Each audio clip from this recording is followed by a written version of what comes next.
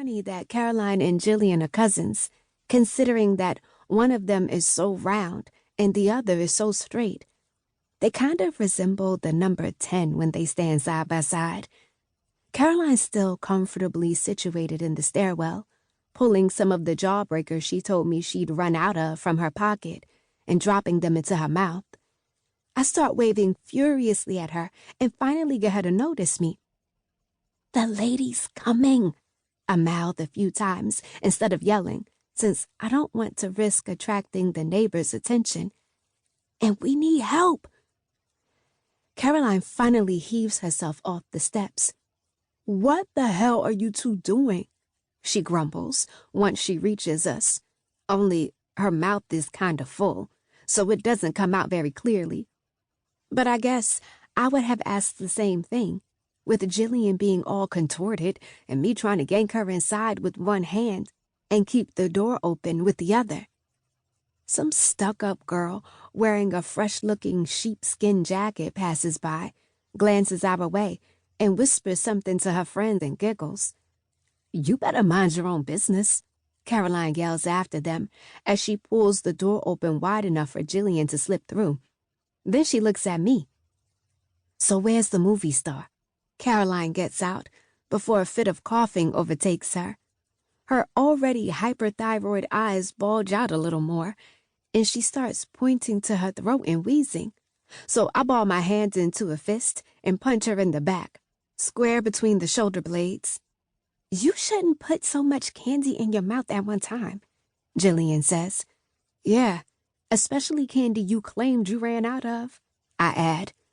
"Both of you shut up," Caroline responds. "And why do you have to punch so hard, Faye? Next time you do that, I'm punching you back." "Great, I think.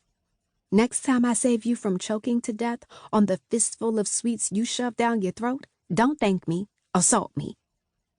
As I was saying, "Where is she?" Caroline asks with some attitude. "Just down at the corner," Jillian answers.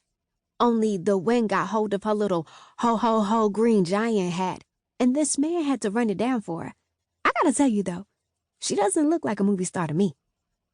"And how many movie stars have you seen in your life?" Caroline asks. "Plenty. Diana Ross, Marilyn Monroe." "I'm not talking about on TV or at the movies, retarded human being," Caroline snaps. "I'm talking about in real life." Jillian opens her mouth to answer, but Caroline puts her palm to Jillian's face, and Jillian's lips snap shut. "Look," Caroline continues, "she hasn't been a movie star for 1,000 years now, so don't go expecting some glamour puss. Anyway, remember the plan. Just act like you're looking for an apartment number. She'll probably try to help us out. Then just follow my lead." I turn to face the intercom, where apartment numbers are typed out next to the last names and first initials of the tenants. But I'm not so focused on that. I'm peeping out the corner of my eye, waiting for a glimpse of the movie star. It'll be my first sighting ever, which is pretty exciting. She might not be famous anymore, but it's not every day you come across a Hollywood actress in Brooklyn. In my peripheral vision, I catch a blur of green whizzing on by, but I can't tell whether it's human, plant, or animal. A few seconds later, I see that green blur return. With great effort, it attempts to climb the stairs leading to the vestibule where we stand. I notice Caroline and Jillian peeking too, but no one does anything.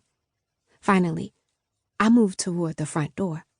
"Faye, what are you doing?" Caroline screeches. "Look at it outside. If we don't help her, she just might not make it in here." This seems to register with Caroline, and she rushes over to me. Actually, let me qualify that. For most normal people, her movement would be considered a lazy stroll, but for Caroline, it's actually a bit of a jog.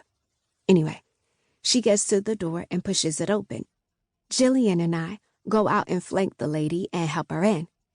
"Oh, thank you," she says, sounding as if she has just crossed the finish line at the New York City Marathon. All I can think is, damn, this woman is